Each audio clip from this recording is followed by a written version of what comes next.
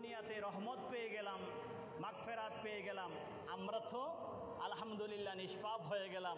আল্লাহর দরবারে কামনা করি রমজান বিদায় নেওয়ার সাথে সাথে যেন আমরা নবজাতক শিশুর মতো হয়ে যাই, আল্লাহুম্মা আমিন।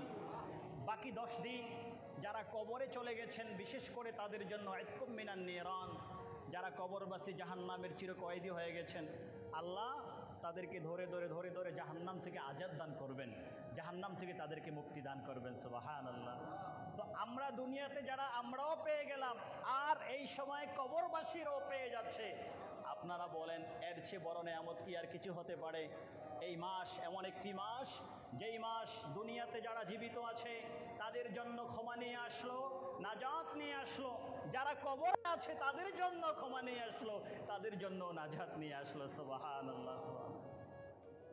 সেই মাস আমরা পেয়েছি, কিন্তু সাথে সাথে যারা রমজান মাস পেয়েছিলেন, রমজান মাসে প্রতিদিন রোজা রেখেছে, রমজান মাসে প্রতিদিন কিয়ামুল লাইল করেছে, রমজান মাসে প্রতিদিন তারাবি পড়েছে, প্রতিদিন তাহাজ্জুদ পড়েছে, রমজান মাসে প্রতিদিন ইফতার করেছে, প্রতিদিন সাহারি খেয়েছে, রমজান মাসে প্রতিদিন দান সাদাকা করেছে, কোরআন শরীফ তেলাওয়াত করেছে, নেকের মজলিসগুলোর মধ্যে বেশি বেশি গিয়েছে, চতুর্দিক থেকে শুধু নেক কাজ করেছে, নেক কাজের প্রতিযোগিতায় এমনভাবে ঝাঁপিয়ে পড়েছে যেমনটা সে বাকি 11 মাস করে নাই।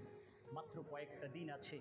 আপনি যদি ওই দলের অন্তর্ভুক্ত হন, দেখবেন আপনার হৃদয়ের মধ্যে অলরেডি রক্তক্ষরণ হওয়া আরম্ভ হচ্ছে, আপনার অন্তরের মধ্যে বিষাদ দুঃখ নেমে আসছে, কি যেন এক ব্যথা আপনি অনুভব করছেন যে যেই রহমত আমার কাছে এসেছিল, আল্লাহর পক্ষ থেকে যেই মেহমান এসেছিল, এই মেহমান তো আমার বাড়ি থেকে এখন বিদায় নিচ্ছে, এই মেহমানকে আমি হারিয়ে ফেলছি।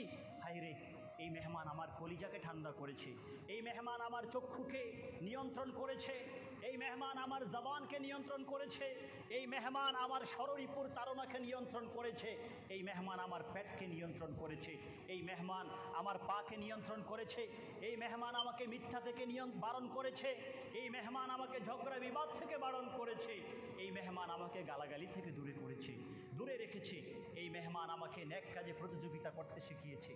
সেই মেহমান তো বিদায় নিচ্ছে, সেই মেহমান চলে যাচ্ছে। যারা এই মেহমানকে আদর করতে পেরেছেন অবশ্যই তাদের কাছেই সেই ব্যথা অনুভব হবে, কিন্তু যারা এই মেহমানের সাথে ভালো আচরণ করতে পারে নাই, যারা রমজানের রোজাগুলো রাখতে পারে নাই, সিয়াম সাধনা করতে পারে নাই, ইফতার সাহারিতে অংশগ্রহণ করে নাই, কিয়ামুল লাইল তারাবি তাহাজ্জুদে অংশগ্রহণ করে নাই, তাদের কাছে কিন্তু এটা কিছুই মনে হবে না। আর তারা হচ্ছে এই পৃথিবীর মধ্যে সবচেয়ে বড় হতভাগা, এমনকি উলাইকা কাল আনআম বাল হুম আদাল। আল্লাহ বলেছেন তারা চতুষ্পদ জন্তুর মতো, বরং চতুষ্পদ জন্তু তাদের চেয়ে ভালো, তারা চতুষ্পদ জন্তু কুকুর শুকুর থেকেও এই পৃথিবীতে তারা নিকৃষ্ট। আল্লাহ যেন তাদের থেকে আমাদেরকে হেফাজত করেন, বলুন আল্লাহুম্মা আমিন। আল্লাহ যেন তাদের থেকে আমাদেরকে মুক্তি দান করেন, বলুন আল্লাহুম্মা আমিন। বাকি রমজানের যে দিনগুলো আছে, এই কয়েকটি দিন যেন আমরা ভালো করে সিয়াম সাধনা করতে পারি, আমরা যেন আমাদের বাকি সময়টুকু কাজে লাগাতে পারি, আল্লাহুম্মা আমিন।